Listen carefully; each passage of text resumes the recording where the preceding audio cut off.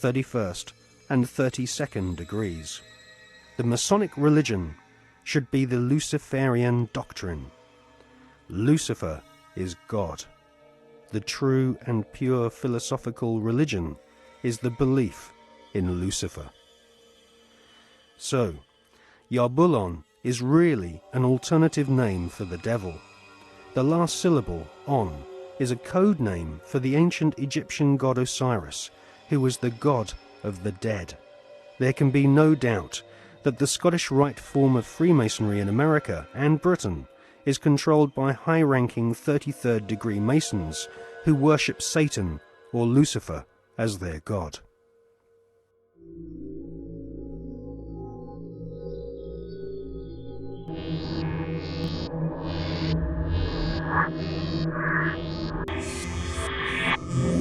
We're talking about occultic forces.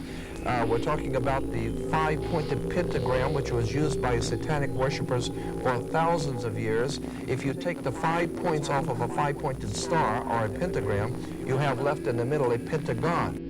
The pentagon is directed toward the North Star because, according to the ancient Babylonians, that's where you gathered power from the gods of the North in war.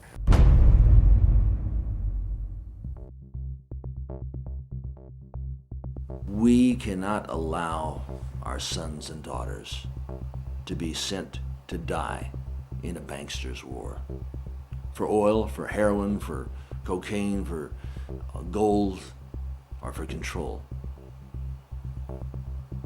Sun Tzu, the great strategist of war, said that all confrontations are won before the battle begins. There has never been a battle that has been won defensively. But we must prepare by becoming self-sufficient. We must prepare to do that which has not been done before. Once identifying the enemy, they have to be routed out.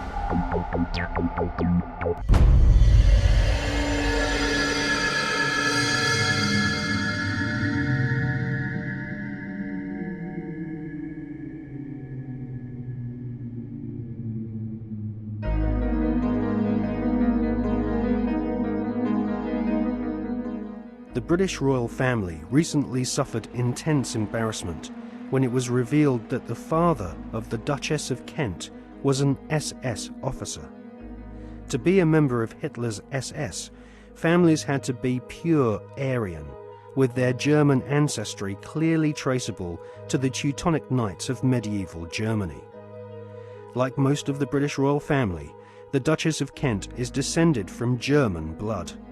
Her German ancestors have throughout history been members of the Illuminati secret society network. The British royal family's name is not Windsor. Their real family name is actually Saxe-Coburg-Gotha. In his book, The Forgotten Monarchy of Scotland, His Royal Highness Prince Michael of Albany publishes ancient heraldic documents which expose the true lineage of the British royals. Ancient heraldic documents suggest that the British royal family's lineage comes from ancient Hebrew or Jewish tribes of the Old Testament. During the reign of Queen Elizabeth I, she referred to England as Israel or Jerusalem. According to the Masonic reference works that you can get in any library, the Freemasonic orders of Europe said that there was a little ideologue, a little spiritual entity that gave the knowledge to what the Masons call our hidden masters. That's what Freemasonry refers to those who lead world Freemasonry. They don't know who they are. No Freemason knows who the actual leaders of the world organization are. They call them our hidden masters. Well, according to the reference works, there is a little spiritual entity that guides the world Freemasonry, and they call him Yoda.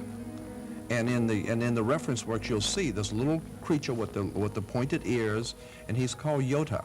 Yota goes back to Judah, or Judah, which goes back into British Israel World Freemasonry, going back to the time of the founding of England, and that's why they're today called British. The British, it's a very big difference between being English and British. Brit is Hebrew for contract or a covenant, and Ish means man in Hebrew.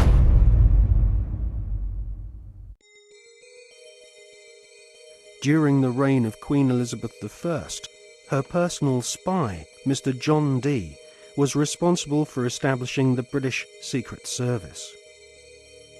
John Dee was a magician and member of an alchemical secret order.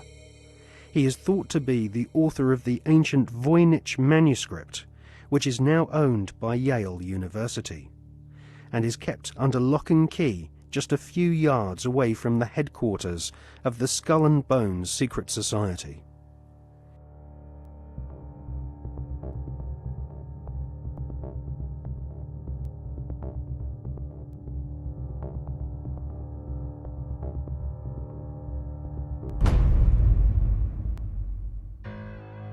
The Duchess of Kent might be ashamed of her father having been a member of the SS, but she might equally be keen to play down the fact that her husband, the Duke of Kent, is Britain's most senior royal Freemason. The Duke and Duchess of Kent live at Kensington Palace, which is home to the Royal Alpha Masonic Lodge. The Royal Alpha Lodge was established by the Duke of Sussex after he became Grand Master of United Grand Lodge in 1813.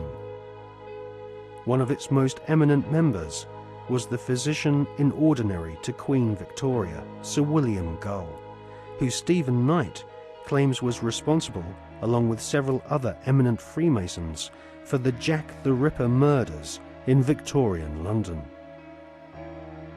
Suitably, members of the Royal Alpha Lodge at Kensington Palace are called Princes of the Blood Royal.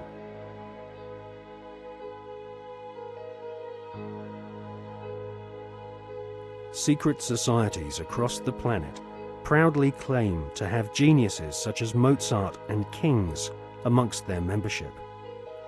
But none of these secret societies allow their members to speak of the rituals which go on behind closed doors in palaces and government buildings around the world.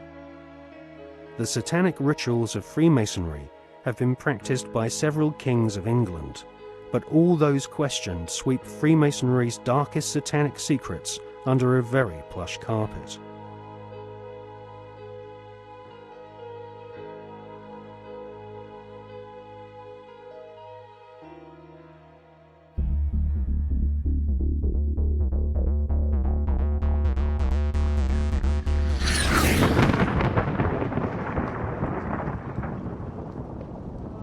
Hawati en tawi, tem jefa kau, ta pen em awef, mu ef, ta ef, sem ef, menemenet ef nebet, hayet nebet, henenet nebet, jedefuet ef, awet ef, haset, semau em sanut.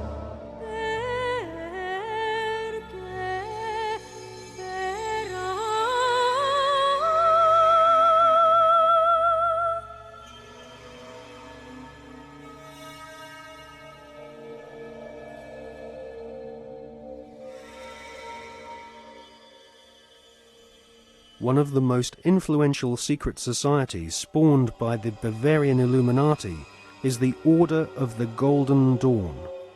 It was founded in 1887 by a Freemason, William Wynne Westcott, who claimed to have deciphered a coded alchemical script containing initiation rituals of a secret German occult order called Die Golden Dämmerung. Westcott already had plenty of experience conducting occult rituals. In 1865, he had helped establish a Masonic order called the Societas Rosicruciana, inspired by the Jewish magic of the Hebrew Kabbalah. These rituals are still enacted at study group meetings at the United Grand Lodge in London.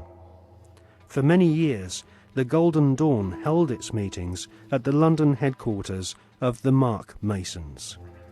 The Golden Dawn was plagued with scandal as rival high-ranking Masons wrestled for control of this influential Victorian secret society.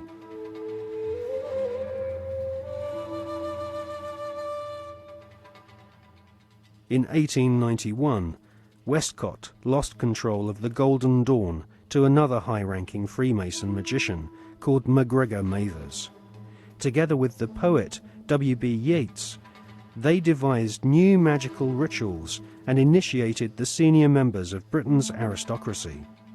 In 1903, control of the Golden Dawn was yet again seized by another Freemason called A.E. Waite. The rituals of the Golden Dawn were similar to ancient witchcraft.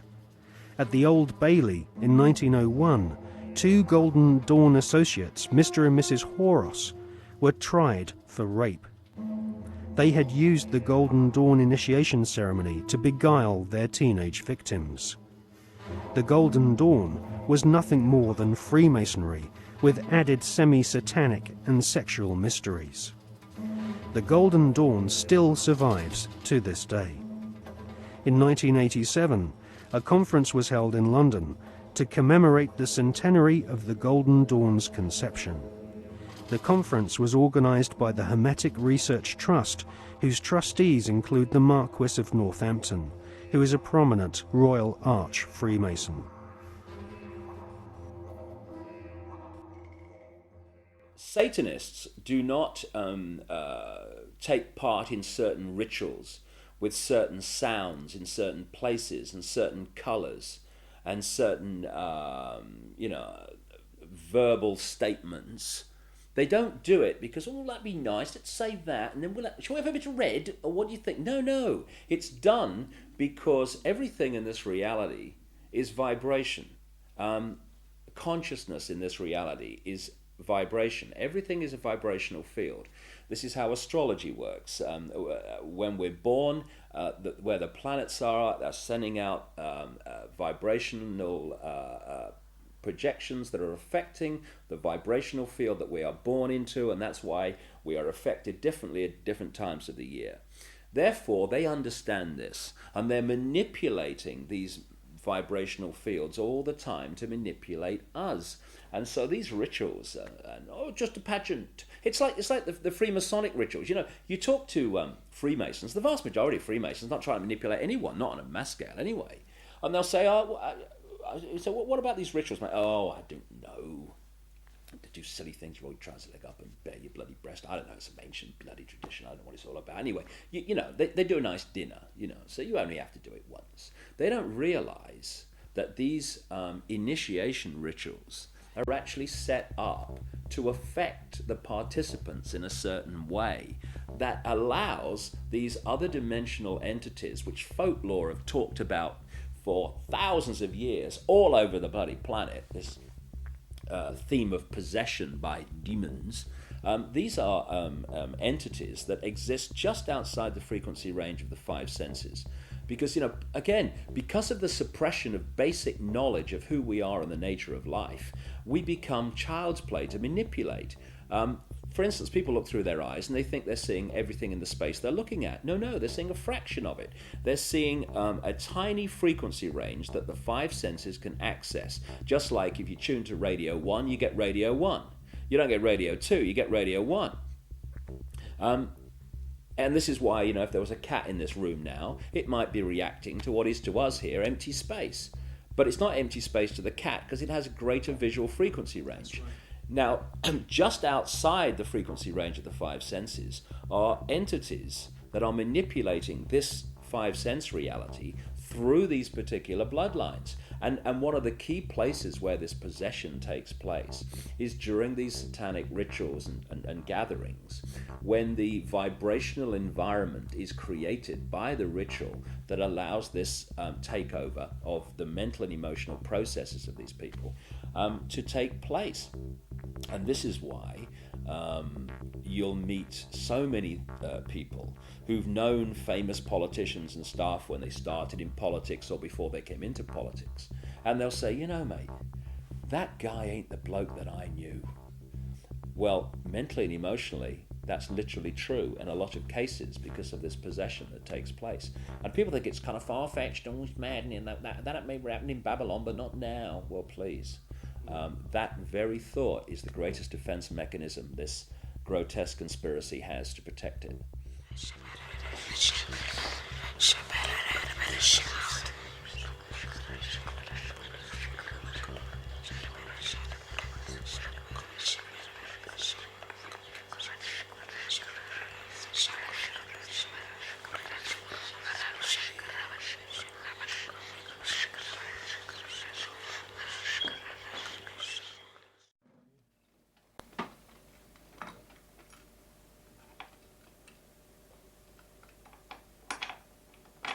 Ecco, vedi? Questo è agganciato qui, no? Tanto si aggancia di là, quindi questo dentro, no? Poi io leggo le mani qui, leggo i piedi qui al... Si può vedere questi?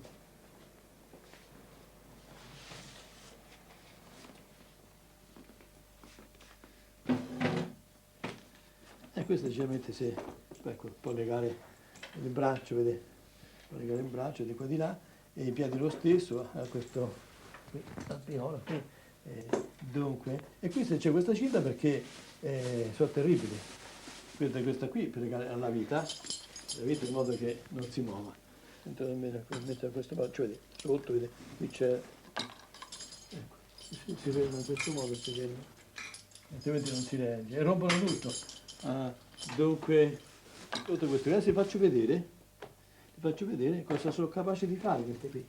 Questo può essere una ragazza che ha detto, questo è d'acciaio, questo corrisponde a questo qui, no, corrisponde, vediamo qua, ne passo una qui dentro, se lo troviamo, questo sarebbe questo, vedete come l'ha ridotto? È difficile poi con le mani, non è possibile, ha visto? Il demone è pure dell'esorcista. L'esorcismo è lui che ha paura e non abbiamo paura noi. E sono contento di dare il botto al demone. Quando mi dice il demone chi sei, io domando Satana, ora mi sei capitato, adesso ti ho dato un sacco di botte. Dunque, e quindi è lui che grida. Perché quando grida la persona, ci sono dei grida qui delle suore che si sentono a volte fino in fondo, fino alla strada si sentono. Dunque nel giardino. Ma non è certamente la persona che grida, ma è il demonio che sente queste botte, diciamo così.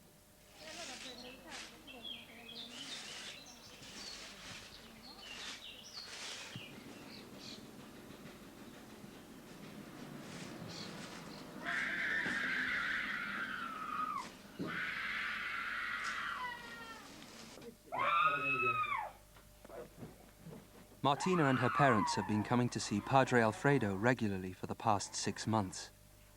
The family has turned to the exorcist in an attempt to solve problems which have troubled their daughter since she was 8 years old.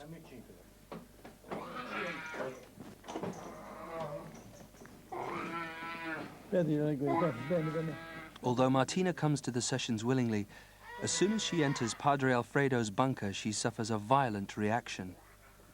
For her own safety, she has to be restrained before the exorcism can begin.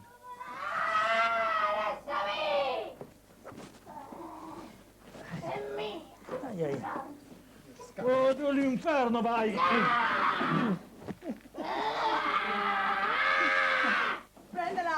padre, prendo l'acqua, Aspetta, prendo aspetta. l'acqua. Prendo l'acqua. Sì, non ci ho pensato, ma L'acqua. non ci ho pensato. L'acqua. Sta buona?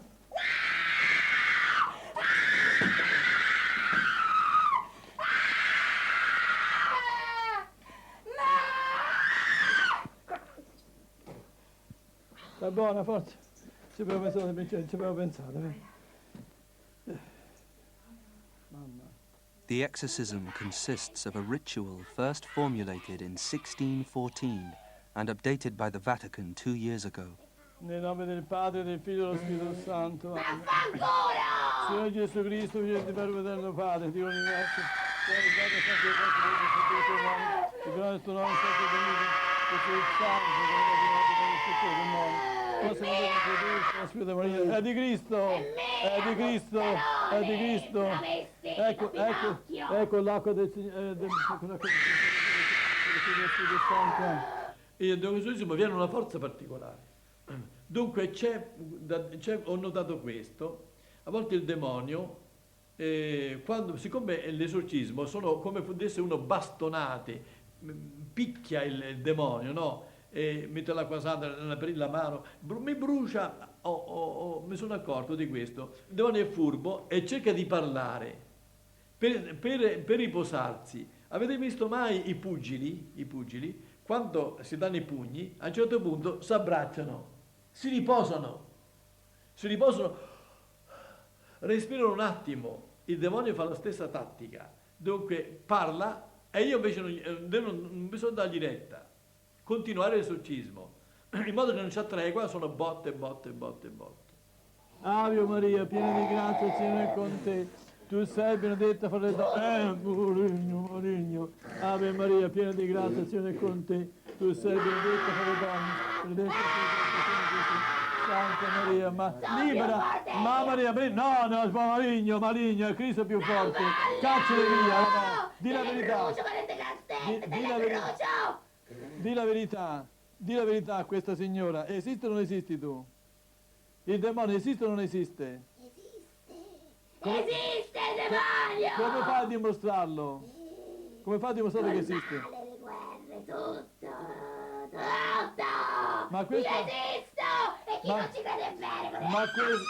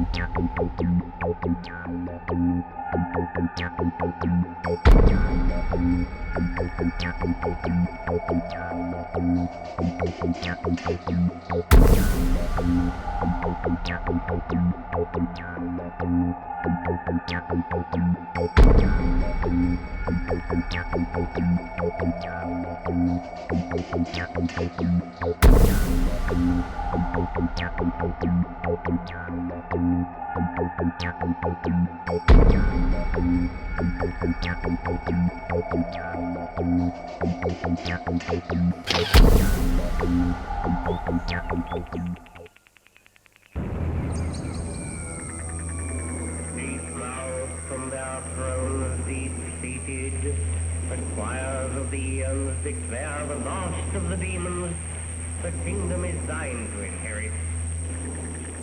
What I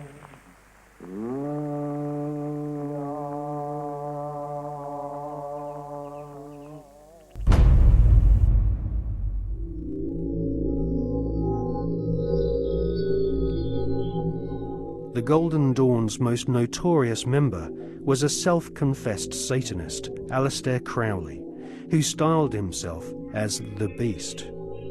Crowley was one of the pantheon of cult figures portrayed on the cover of the Beatles record Sgt. Pepper's Lonely Hearts Club Band.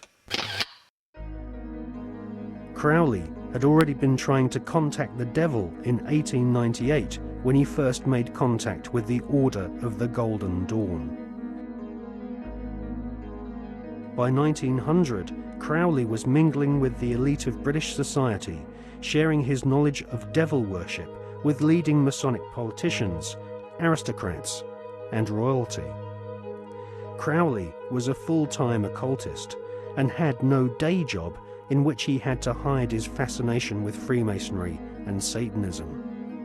In his book, Confessions, Crowley claims he was initiated into Freemasonry at the Anglo-Saxon Lodge in Paris. He also recounts how he became master of one of London's oldest and most respected lodges, the Studholme Lodge, which is now rumoured to have Tony Blair as one of its members. Crowley shared Albert Pike's enthusiasm for the devil. In his book entitled Magic, Crowley writes, "The devil is this serpent, Satan. He is life and love. He is light, and his zodiacal image is Capricornus, the leaping goat, the Godhead."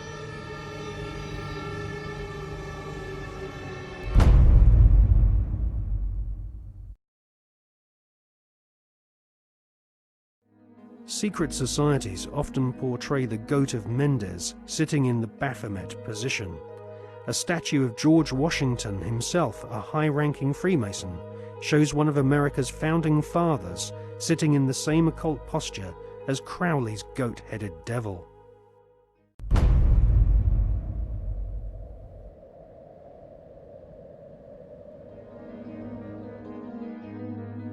In 1912, Crowley became the British leader of the Ordo Templi Orientis, the OTO, which was a direct descendant to the original Bavarian Illuminati. The OTO was a hardcore satanic secret society, and Crowley devised the initiation ritual around the 33rd degree ceremony of Scottish Rite Freemasonry. Crowley claimed the formation of the OTO was reconstituting Freemasonry back to its German Illuminati roots. Crowley wanted nothing less than to dance with the devil. He was impatient with the politeness of Masonic ritual. He described basic Freemasonry in the lower ranks as a sinister association for political intrigues and pirates.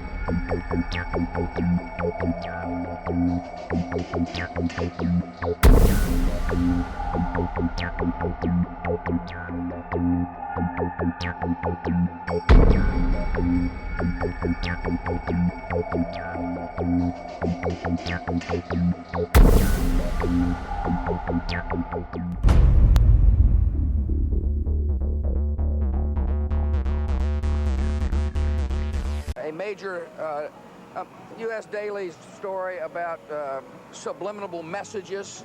I don't think we need to be subliminal.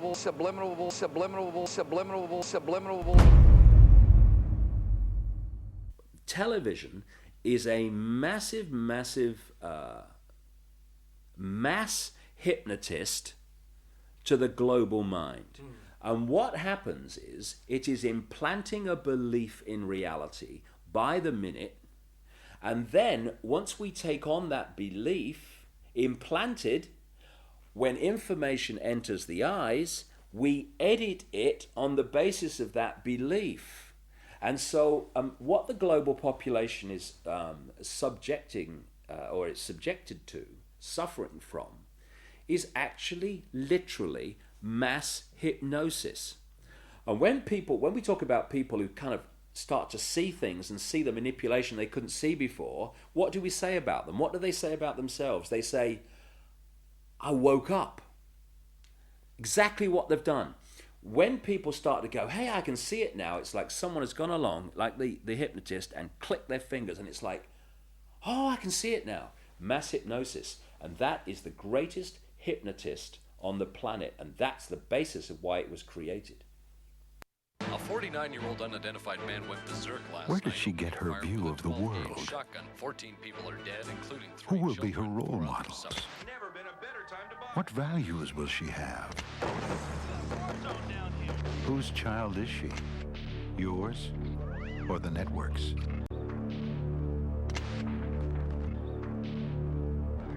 Take back your children. Turn off the TV.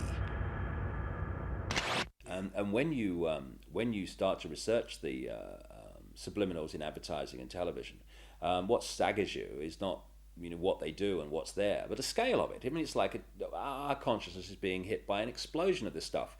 Because you see, this is another interesting point. Experiments have shown that about 1.5 seconds before the conscious mind decides to take action, move its arms or whatever, speak, 1.5 seconds before it consciously decides to do that, the electrical signals have begun in the brain to do it. For me, the conscious level is the experiencer and observer of reality, but the subconscious is the creator of it, the generator of it. And this is why the Illuminati want the subconscious mind through subliminals. What does subliminal mean? It means below threshold. It's below the threshold the conscious mind picks up, but the subconscious mind picks everything up like a sponge. And therefore they are planting these thoughts into the subconscious, which then filter down into the conscious, and we think we're having our own thoughts, when actually they're implanted thoughts done at a subliminal level. Rats were caught in the sewers a week ago. Now they're stopped. When the plastic door is raised up, the rats will shoot out like bullets. It was a common punishment in Imperial China. No, we can do it. Do it, Julia! Not me! Julia!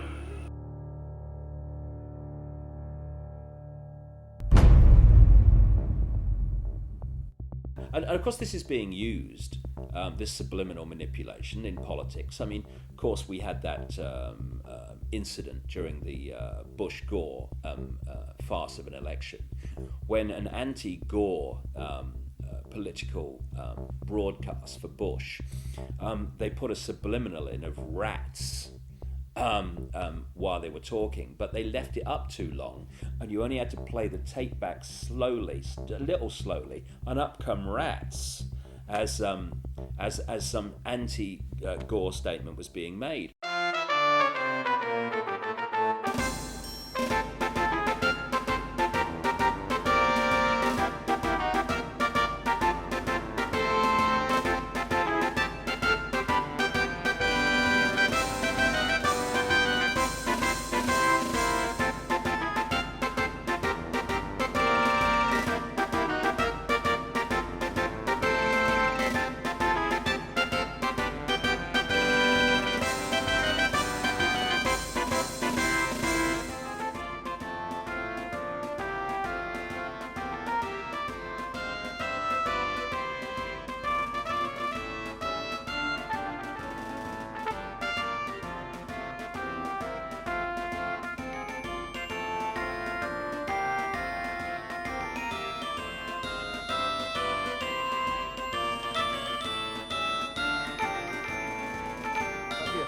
Necesito su voto para seguir luchando por el futuro de nuestros hijos.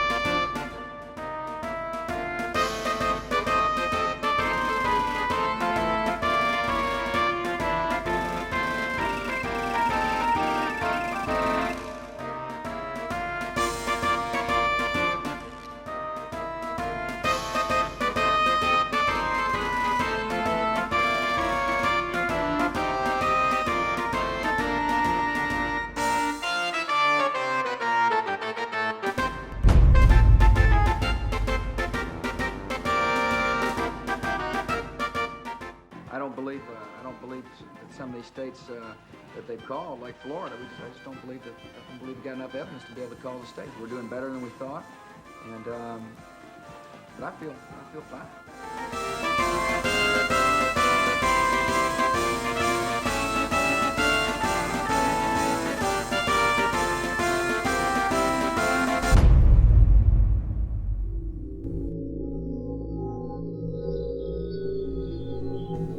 In accordance with the laws of the state of Florida, I hereby declare Governor George W. Bush the winner of Florida's 25 electoral votes for the President of the United States.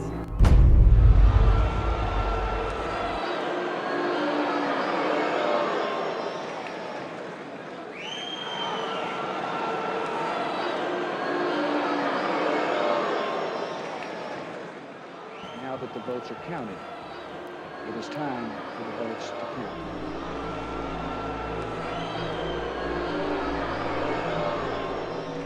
I wish to point out that our American democracy has triumphed once again.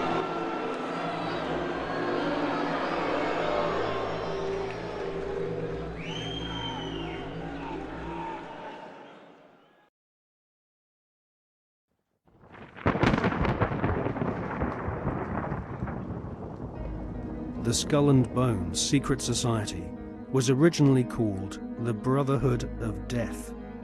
George Bush Jr., his father George H.W. Bush, and his grandfather Prescott Bush have all been initiated into this macabre fraternity, which was established in 1832 at Yale University by William Huntington Russell, whose family were America's biggest opium smugglers. George W. Bush was initiated into the Skull and Bones Brotherhood of Death in 1968. The ceremony took place at the Society's headquarters, which is a stone building with almost no windows. This mausoleum-type building is known as the Tomb. There is a small enclosed courtyard, an internal chamber where initiates lay masturbating inside a coffin, and a museum of artifacts held sacred by the Society's members, which are all called bonesmen, regardless if they are male or female. Many of the artifacts inside the Skull and Bones headquarters have been stolen by its members. To prove their devotion to the Brotherhood of Death, bonesmen have robbed graves, bringing human skulls and skeletons back to their tomb and placing them in glass display cabinets. For nearly 40 years, George W. Bush has been an active member of this most bloodthirsty occult secret society. His allegiance is primarily to his fellow bonesmen, not the American people. In order to prove his devotion to the Skull and Bones, Prescott Bush, grandfather of George W. Bush, savagely desecrated the grave of Apache Indian chief Geronimo. Prescott Bush robbed Geronimo's grave and had Geronimo's skull placed in a display case alongside the order's other treasured possessions, which include silver tableware from Hitler's Eagle's Nest headquarters in Nazi-occupied Austria. Welcome to the satanically inspired secret world of the Skull and Bones Brotherhood of Death. Welcome to the sick world of the Bush family.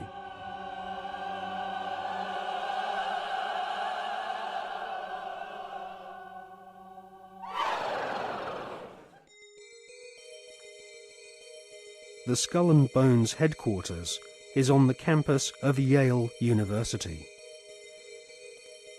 Yale is home to several other lesser secret societies, including the Scroll and Key. Alexandra Robbins is an American journalist who has written a book about the Skull and Bones called Secrets of the Tomb. In her book, she traces the origins of this cult, which was funded from profits of the Russell Company in the early 1800s.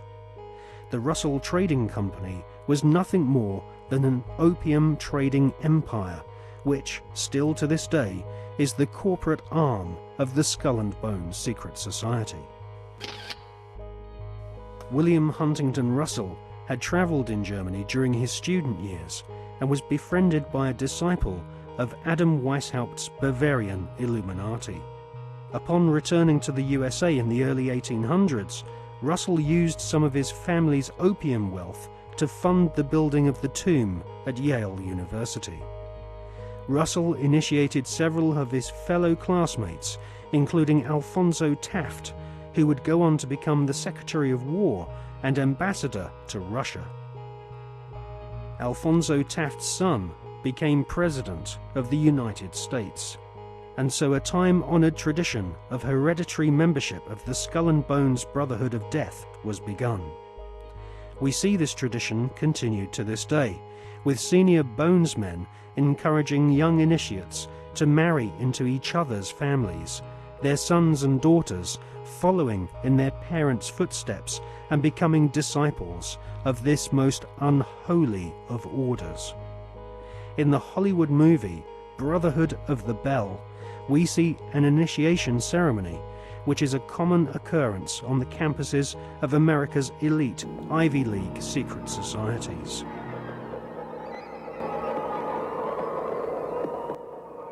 Mr. Patterson, Philip Everest Dunning, Mr. Chad Harmon, Mr. Dunning. Mr. Dunning, the articles and letters of the Brotherhood.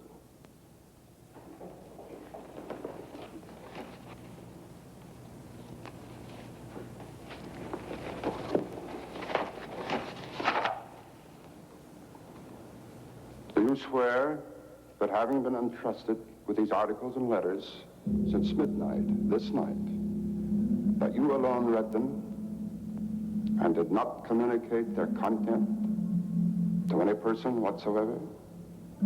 I so swear. Having so sworn, are you now prepared to go forward? I am prepared.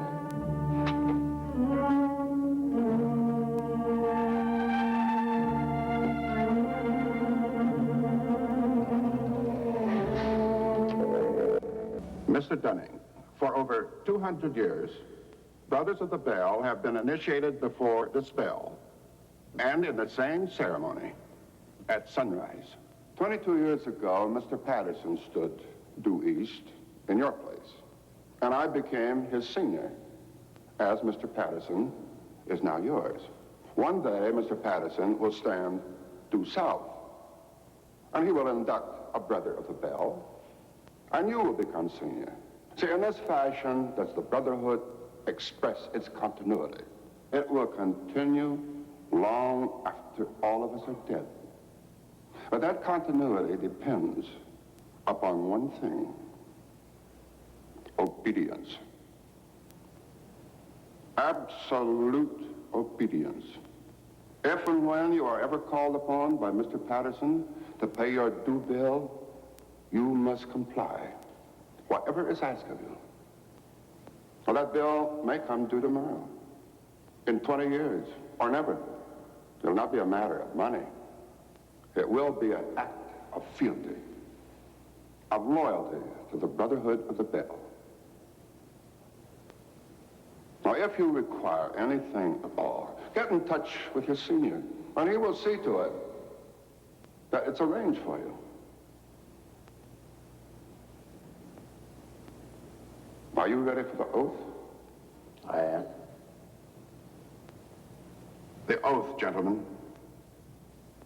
I, Chad Dunning, do swear in absolute faith that I shall reveal no secret of the Brotherhood of the Bell, that I shall respect my brothers and myself,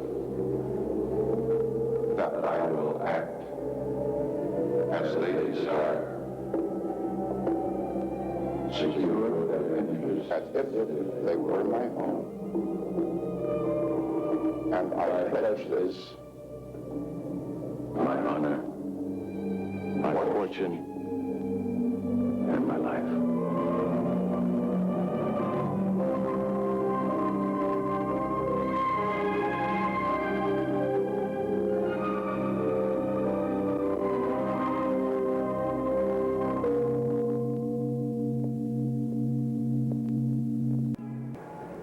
still find it incredible that I could get anything I want. Anything a man could get with money, privilege, and the best connections. You know, it just occurred to me that we're part of the establishment now. Not part. The establishment.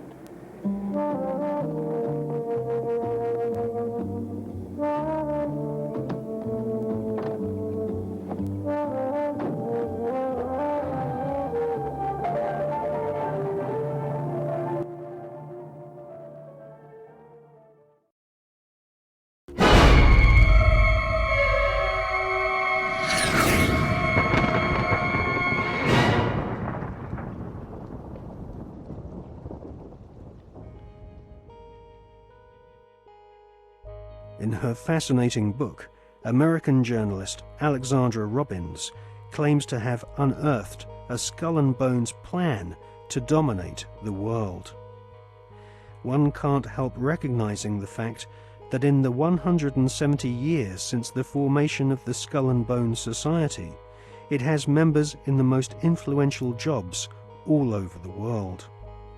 New initiates seem to fall effortlessly into high-paid jobs within banks, media organizations, government agencies, and huge corporations which earn vast profits from government defense contracts.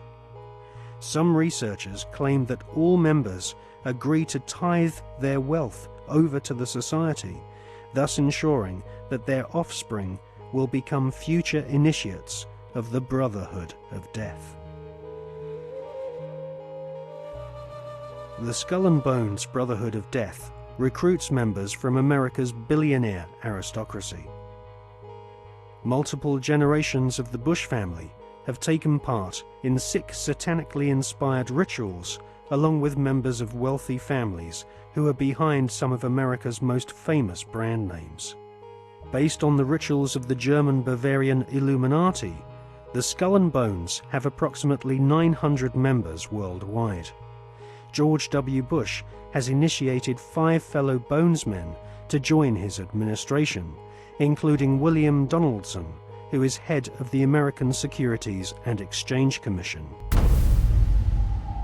Upon initiation into the Skull and Bones, candidates are told that they must forever deny their membership. The psychological mind programming and brainwashing which goes on inside the tomb can only be guessed at, as no Bonesman has ever broken the fraternity's rule of silence. Fellow students at Yale have often said that on the night of ceremonies, blood-curdling yells and shrieks can be heard from inside the tomb. Some say the initiates are forced to wrestle in mud and are even beaten. This technique has been used by the CIA and EST brainwashing organizations who seek to wear down the subject mentally and physically using a program of punishment and verbal abuse. Once the will of the candidate has been broken and they have divulged all their sexual secrets to the elder Bonesmen, they stand naked and are reborn in a mockery of a Christian baptism, with elder Bonesmen dressed as the Pope and the devil conducting the ritual. Ron Rosenbaum is a journalist who writes for the New York Observer. He secretly filmed an initiation ceremony from the top of a building near the Skull and Bones headquarters. Members of the order dress up as the devil, the Pope, and a kind of Don Quixote character.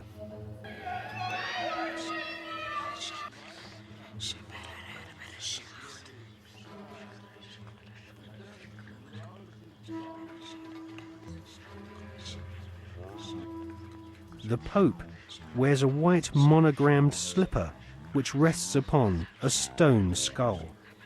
Each initiate is led into a chamber where fellow members shout obscenities and abuse the new initiate. The initiates are told that they are superior beings and are part of a privileged elite who use war terror and famine to control Earth's human population. This callous philosophy was illustrated in the Hollywood movie Skulls, made in 1999.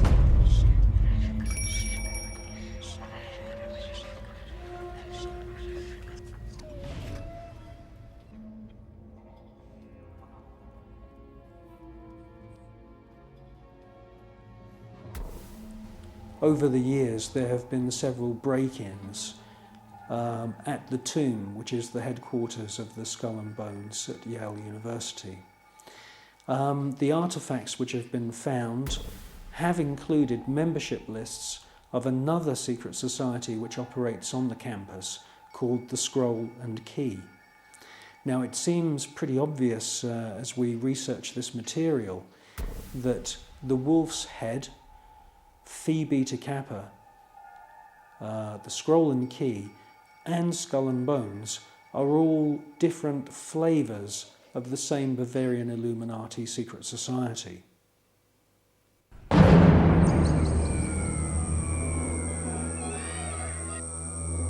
One by one, each new member is thrust to his knees and bows before the devil. A naked woman is ceremoniously assaulted with a dagger. The devil lays each initiate into a coffin, and a ribbon is tied to their genitalia. Everyone is encouraged to divulge their entire sexual life history whilst masturbating. With all their innermost secrets known to the other Bonesmen, the new initiates are threatened with blackmail if they ever reveal the secrets of this Masonic order. At this point, they are dressed in long robes and rechristened with their occult names. The Don Quixote character taps each member on the shoulder with a silver sword and proclaims, "By our order, I dub thee Knight of Eulogia."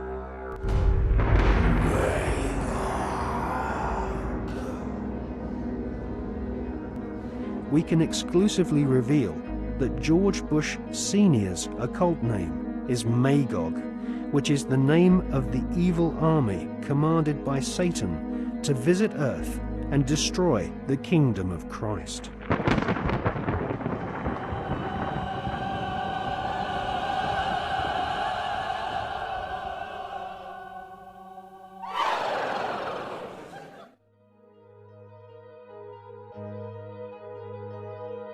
The American Ivy League colleges each have their own branches of the Skull and Bones Brotherhood of Death, indoctrinating the children of America's elite families who go on to become the captains of industry, banking, law, military, and the media. The epicenter of this elite cabal is Yale University. The last 3 presidents attended Yale, as did the terrorist expert Paul Bremer III, who governs Iraq for the Bush-Cheney Skull and Bones elite. Members of the Anglo-American Illuminati network also share the same philosophy. They believe in a single, all-powerful superstate, which is governed by a single world leader. If the Illuminati were successful, and their dream would come true, it would be a virtual hell on earth. That is what the New World Order is all about. It's a living hell. It's Orwell's worst dream and nightmare.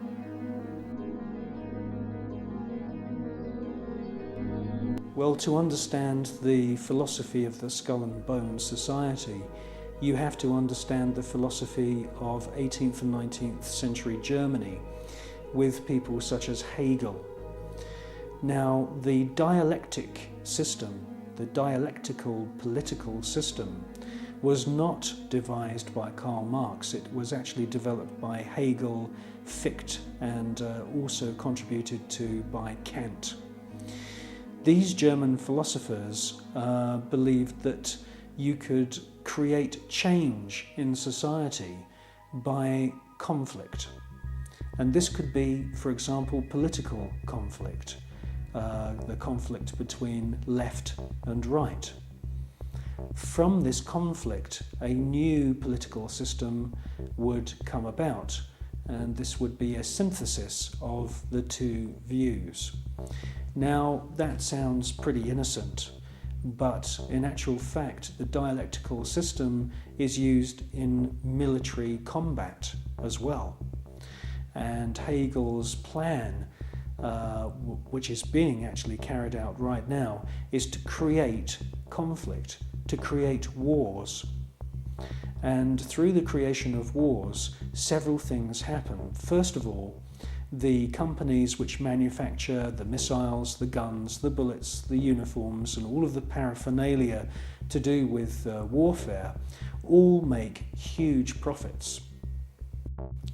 Secondly, there is a culling of the male population. Since the 1950s, we've had several reports from think tanks that feed information into the European Union, the British government, and also the American government, which are recommending depopulation. And there is several plans which we believe have been put in motion right now. And obviously war is one way of depopulating the planet.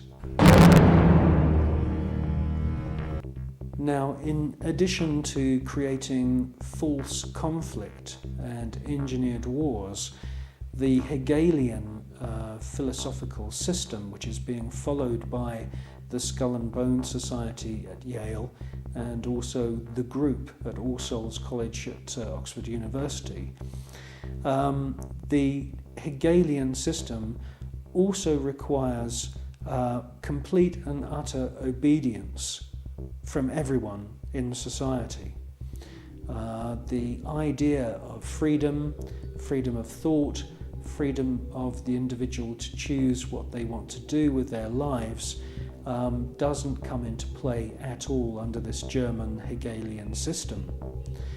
In actual fact, Hegel says that the individual should be 100% obedient to the state, and the state should take on the image of God.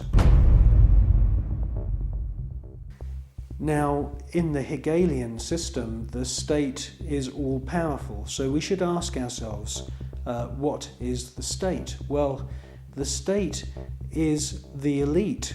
The state is the royal, aristocratic hierarchy who are able to maneuver and live their lives in any way that they choose because they are super wealthy.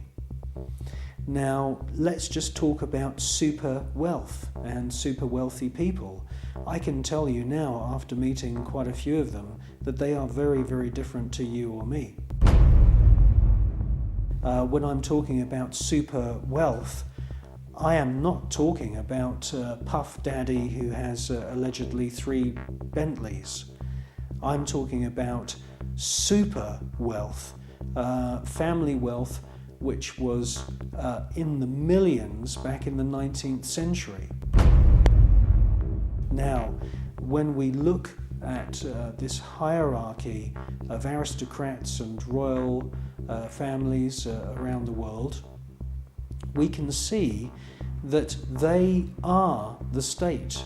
They are the people that the robots, I call them robots, the civil servants who run the machinery of the state. It is the civil servants who swear allegiance to this elite. When you join the British Civil Service, you do not swear an oath to serve the British people.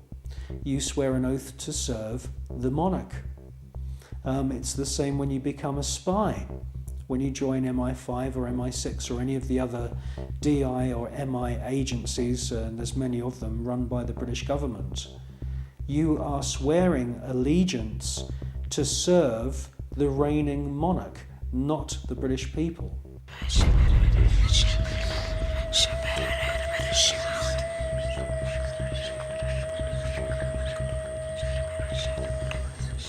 While the American people sing the Star-Spangled Banner, the most powerful people in the USA and Europe salute the ancient symbol of the Brotherhood of Death. In the book, Who's Who of America's Elite, the author has found that the Order of the Skull and Bones encourages its members to intermarry, thus keeping their spectacular wealth all in the family.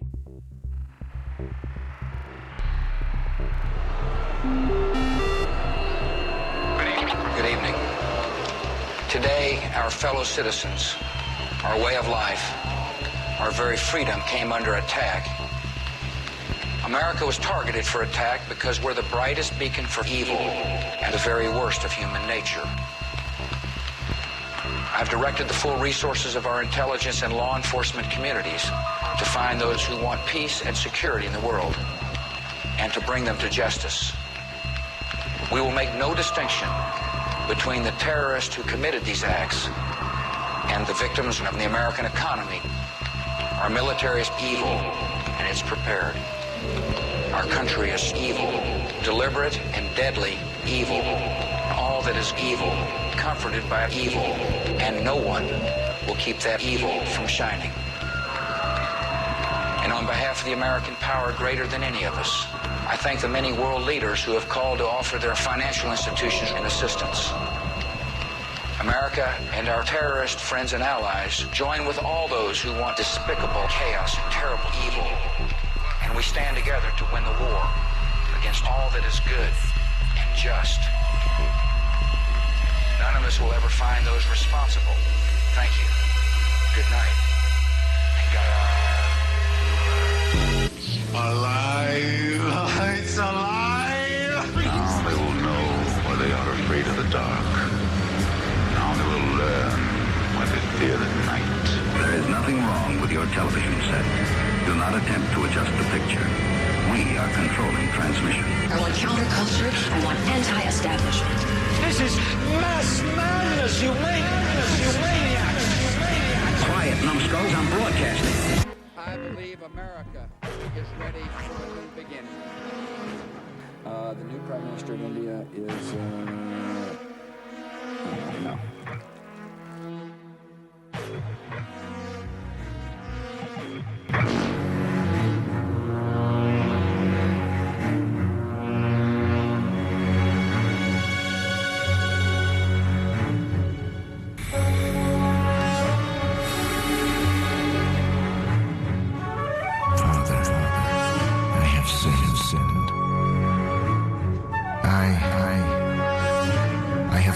Killed many people. For money. Out of ignorance. Out of evil.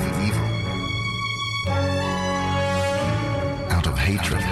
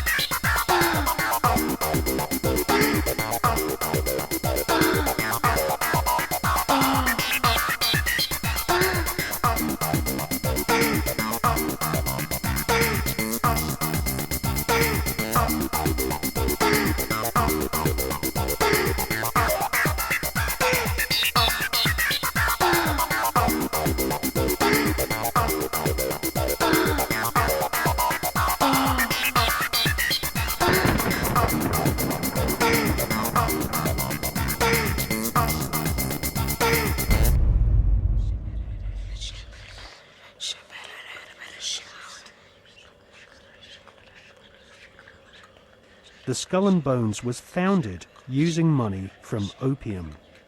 Retired Colonel Beau Gritz is a 33rd degree Freemason who interviewed Viet Cong soldiers after the Vietnam War, who told him that George Bush Sr. and Richard Armitage were at the head of an opium trading gang during the Vietnam War. Afghanistan is the world's largest supplier of opium, and since the US invasion in 2002, the growing of opium poppies has reached staggering proportions, with money from the British government being used by opium farmers to plant gigantic fields of poppies. The BBC confirmed in April 2004 that since the invasion and occupation of Afghanistan by British and American forces, poppy production has reached an all-time high. Bonesmen have never had such an ideal opportunity to follow in the footsteps of their forebears and start smuggling opium. The American and British war machines are commanded by men who have all sworn allegiance to the blood-curdling murderous demon gods of the Illuminati. They are sacrificing the lives of your sons and daughters on the altar of the all-seeing eye.